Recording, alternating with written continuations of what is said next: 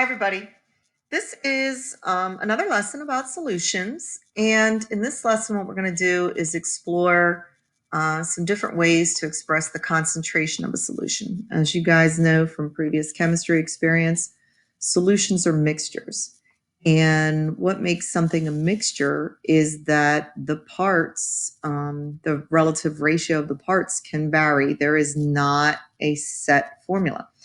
So there's a lot of different ways to express the relative parts of a mixture and their ratio to one another. But we're going to explore two in this lesson.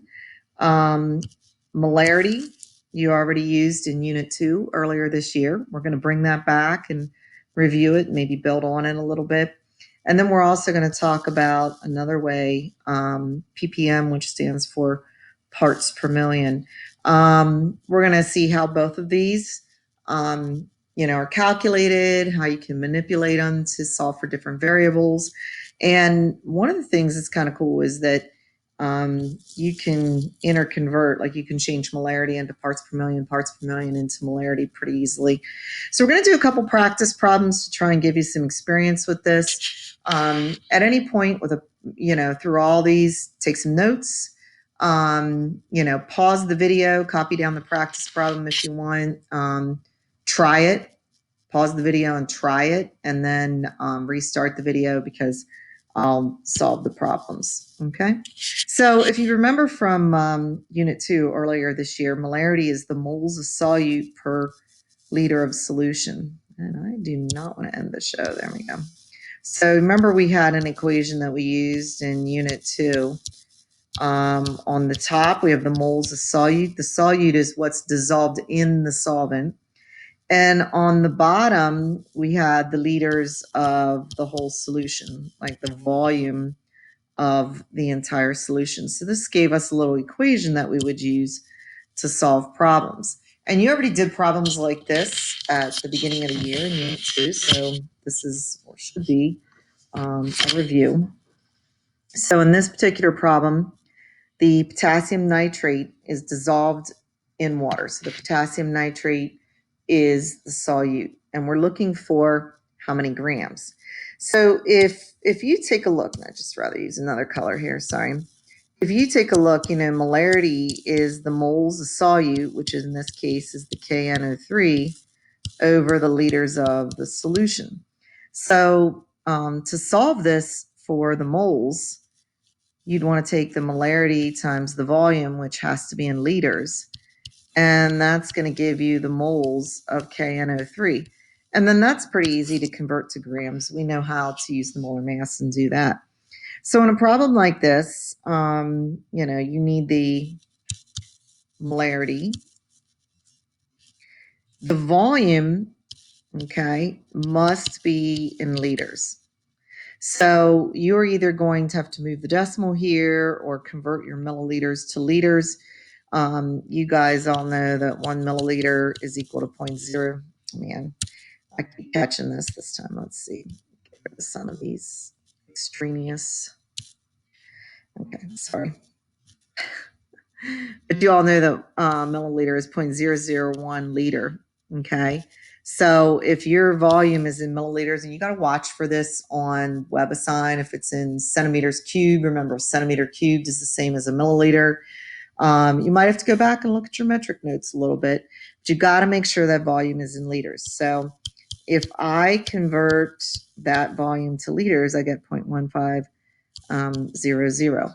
So when I multiply those two together, and I'm just going to keep the extra sig figs until the last step, I get 3.7. Oh my goodness, I'm really got to watch my touch today. Sorry. I get 3.75 times 10 to the negative 2, and that is going to be moles of the solute, which happens to be KNO3. And then if you're trying to find the mass, all you need is the molar mass. The molar mass of KNO3 is, let me see, it's 101.11. That's how much is in a mole of KNO3. And so I'm going to round it off to 2 sig figs. 2 sig figs right there. So I am going to round it off in the end when I multiply. And I would have that I would need 3.8 grams of KNO3 to dissolve in that 150 milliliters of solution. Well, Mrs. Mathias and I prepare solutions for lab, and any of our interns do. If we need a certain molarity of a solution and we decide what volume we're going to make, because we know how much you need to do the lab, then we can tell our intern, how many grams. Actually, most of our interns, because of having this material before, can calculate this on their own and then go back and weigh that out and dissolve it in the right volume and prepare a solution of a specific concentration for the lab. So this is a really useful skill to have. And I know in a lot of college chem, and I think sometimes in AP chem, you got to make your own solutions. So very useful skill to have. Okay. You switch it up if you're trying to find the molarity. Okay. Remember, if you're trying to find the molarity, you need to express the solute in moles. So I'm going to start in this problem by converting our copper chloride into moles.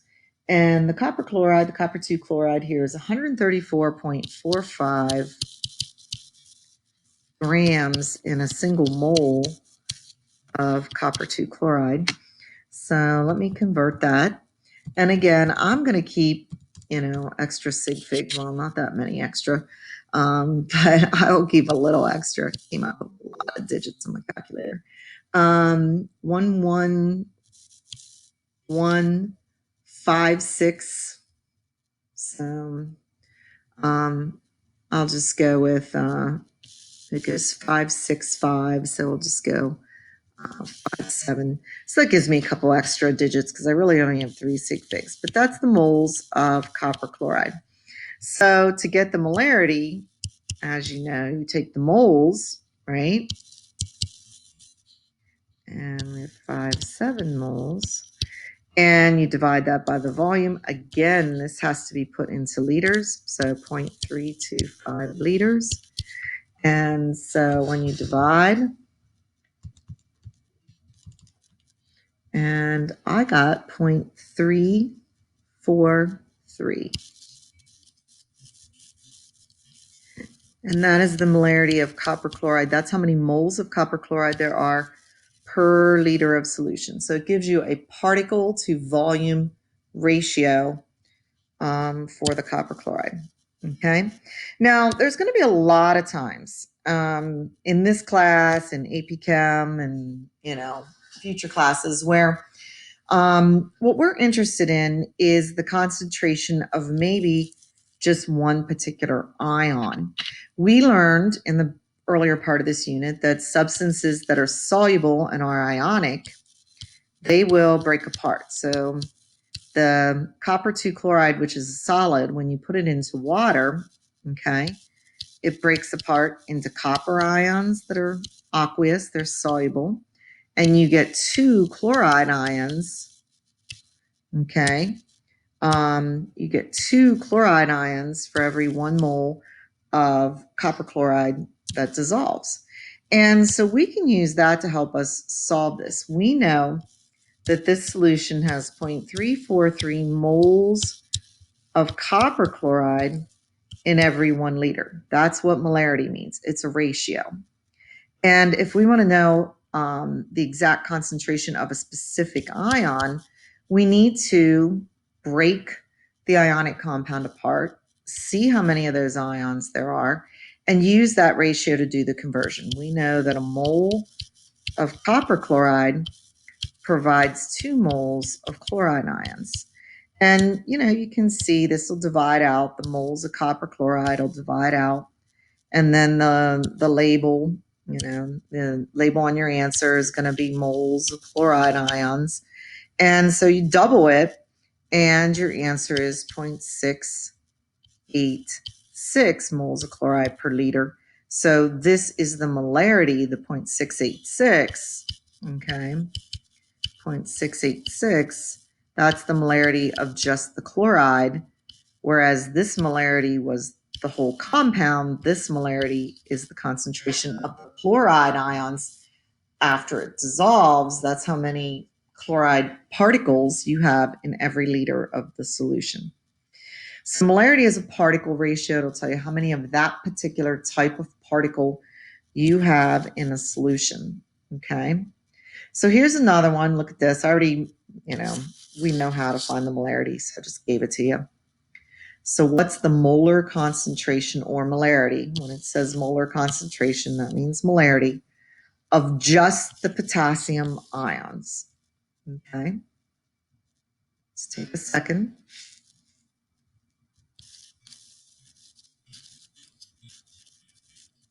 If you took solid potassium sulfate and you dissolved it in water, you would get 2 potassium ions. Whoa, that looks like an 8. That's definitely supposed to be an S. Sorry about that. I was doing so good. So for every 1 mole of potassium sulfate, we're going to get 2 moles of the potassium ions. So we can take this and we can double it. You can write out a calculation if you want. It's not a bad habit, honestly. And we know that for every 1 mole of the compound, we get 2 moles of the potassium ions. So if you double that, the concentration of just the potassium ions is 1.0. So now look at the next question. And there's some questions like this that you're going to come across. How many grams of K2SO4 must be dissolved in 300 milliliters of water to prepare this solution? I mean, that's kind of like, going back to that first problem. Oh my goodness, I can't go all the way back through. Well, no, wait, it's just that. Okay. That's like going back to this one where we're looking for how many grams to prepare a certain volume. But here's the question. We use this molarity, okay? Which one of the molarities do we want to use in solving this problem?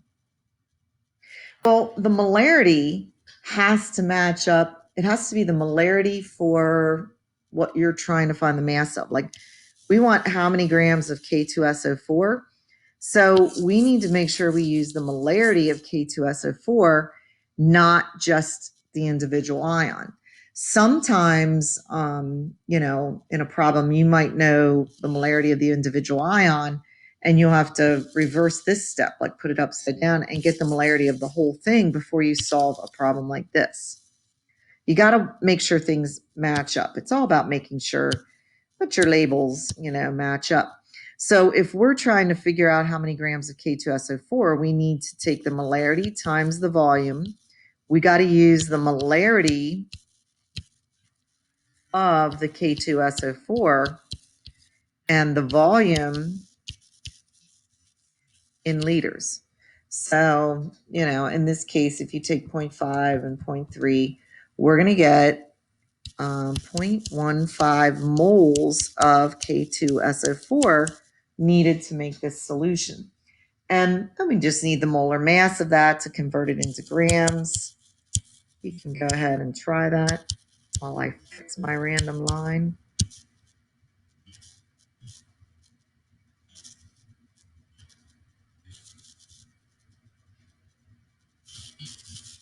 And the molar mass is 174.27. That's the number of grams in a mole of K2SO4. So if you multiply, let me see, fix. I got 26 grams of K2SO4. So if I want to make this solution, I'm going to weigh out 26 grams and put it into, 300 milliliters. And that's going to give me,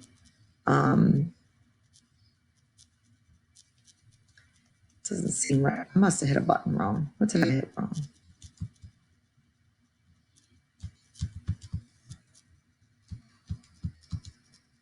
No, I did right. I hit a button wrong on my calculator. Sorry. It happens. So questions. Okay, so that's manipulating molarity. Solving for, whether you're solving for, are you solving for the mass?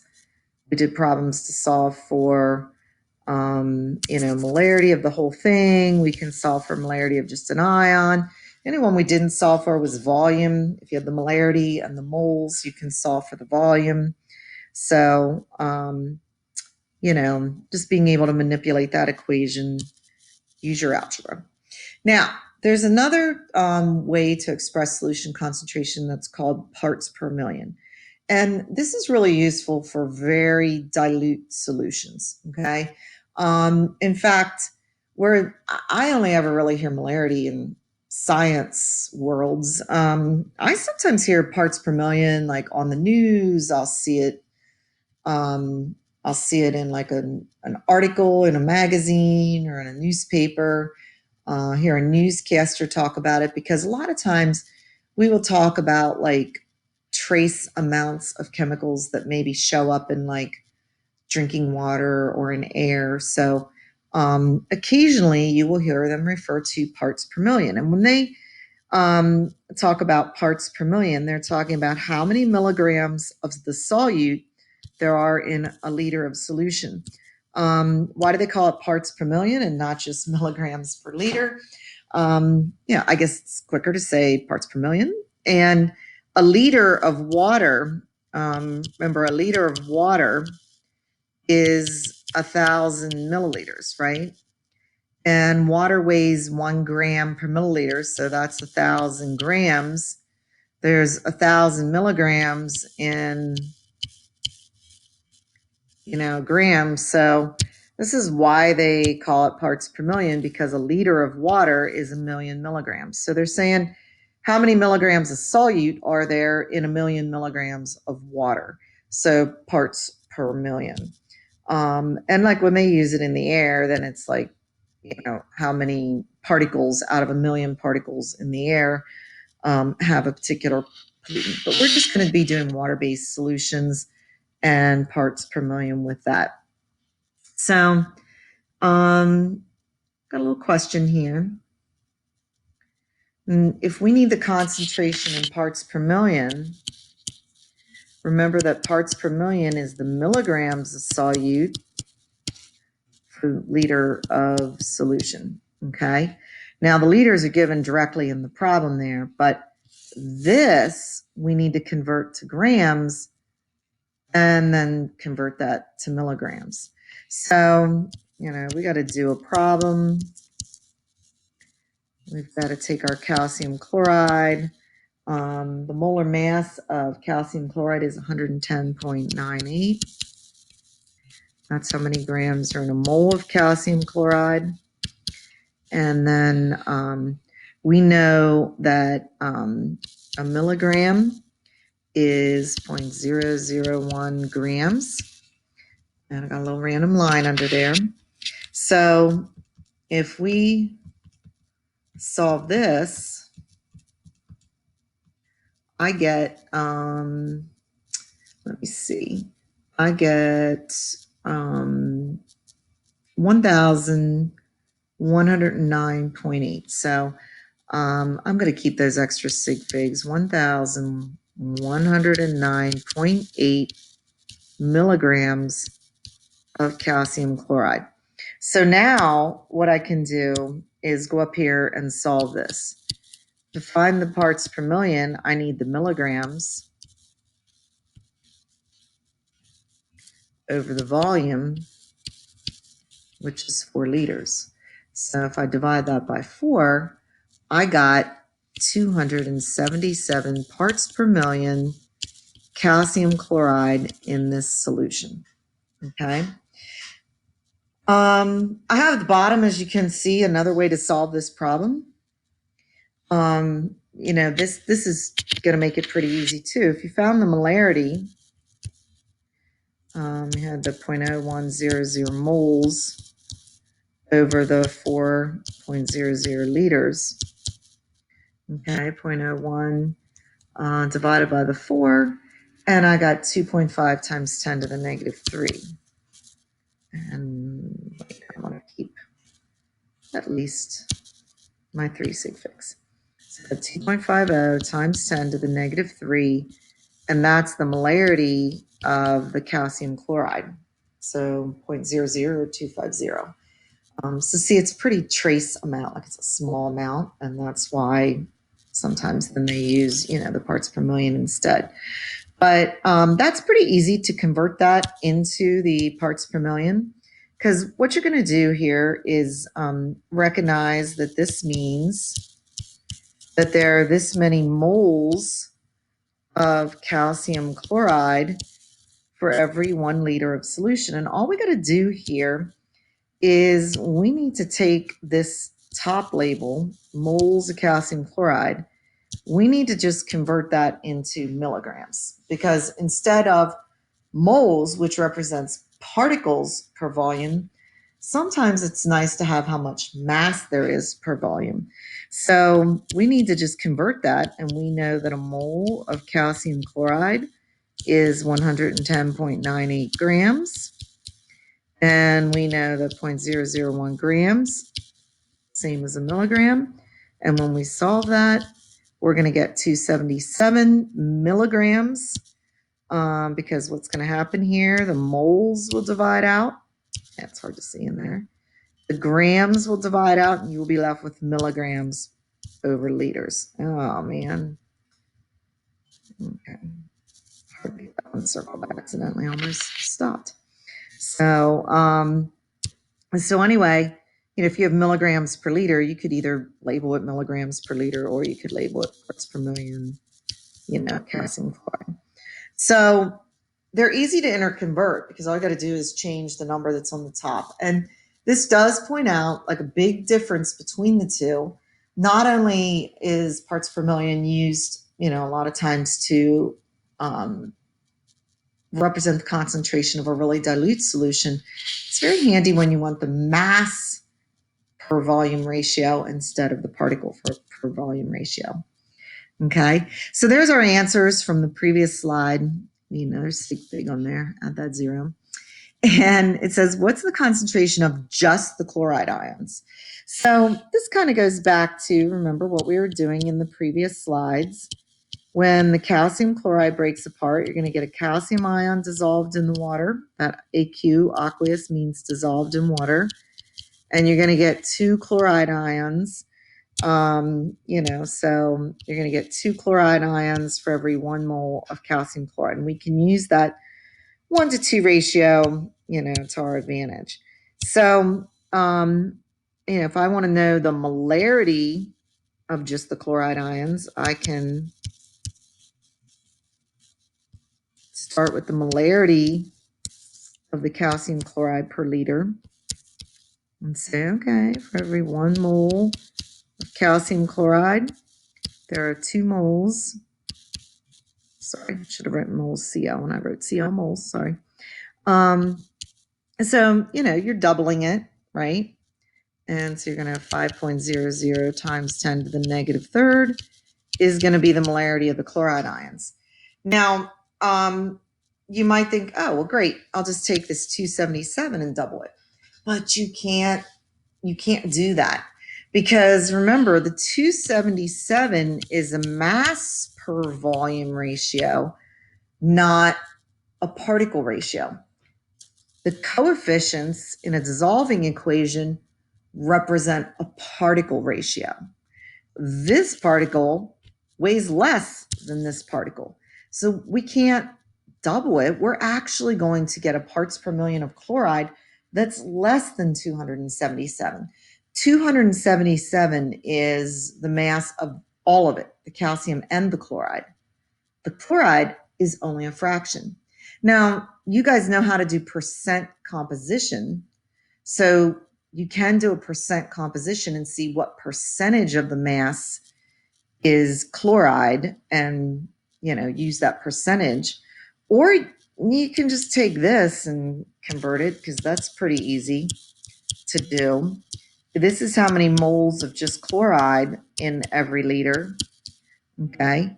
We know that a mole of chloride weighs 35.45 grams. How do we know that? It's what an atom of chlorine weighs. Adding the extra electron, yeah, electrons have mass, but not enough to change this number. You can use the masses on the periodic table to represent the ions because, gaining or losing electrons really doesn't change the mass significantly enough. And then we know that, there's 0.001 grams in a milligram. And so the next thing you know, if we go through that process that I showed you on the previous slide, we're down to milligrams per liter. And yay, we have an answer in parts per million of just chloride. So 5 times 10 to the negative third times 35.45 and divide by 0.001. And I got 177 parts per million just chloride. See, while this one, and I know this fools people sometimes, while the molarity gets bigger because you got more particles, parts per million is going to get smaller because the chloride is just a fraction or percentage of the weight of the whole compound. So, you're going to have to work with these things, but the biggest thing to keep in mind is that the only time you can use these coefficients is when you're dealing with particle ratios, which is molarity. Okay. One final problem. Okay. So if we're trying to find the mass, we have the 4 parts per million. Okay. And that's going to give us the milligrams. And then remember, this is to be per liter. So we need to make sure our volume is in liters. We're going to cross multiply and, get our mass to be equal to a certain number of milligrams. So 1.04 times 10 to the fourth, multiply that by half a liter. And I got 5.40. I think I punched something in wrong. Sorry.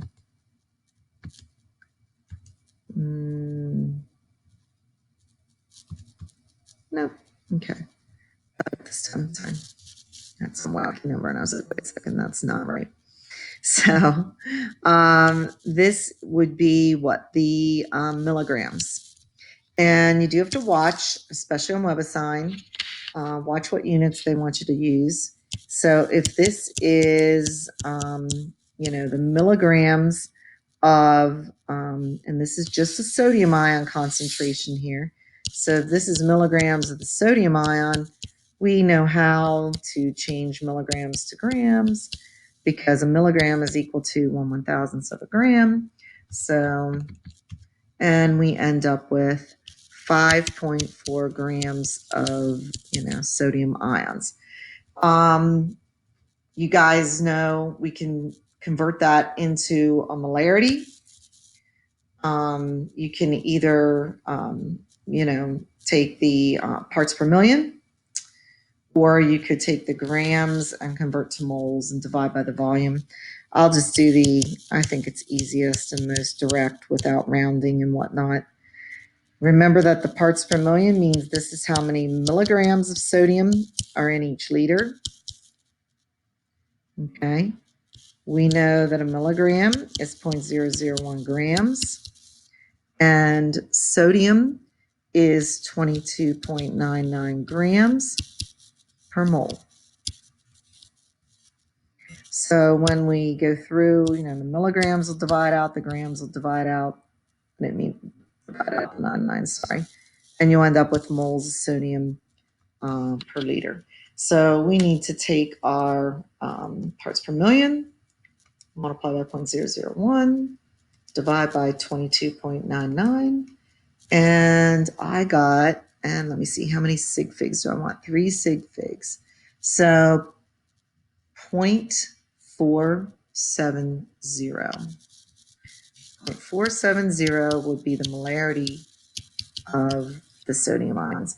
And, you know, if you wanted to make a solution that mimics seawater, this would also be then the molarity of, because it's 1-to-1 NaCl, and then you could figure out how many moles of how many grams of NaCl you would need in half a liter to kind of have that same concentration as seawater. So good luck. You know, we know, let's see, let's go down through here just real quickly. You can tune me out at this point, I guess, if you want. But you know what molarity is. You can manipulate the equation. Okay, one of the big things is being able to split those ionic compounds into their respective ions. That way, you know the mole ratio between the whole compound and the ion. You can define parts per million, milligrams per liter. Okay. Important that parts per million is a mass to volume ratio and molarity is particle to volume.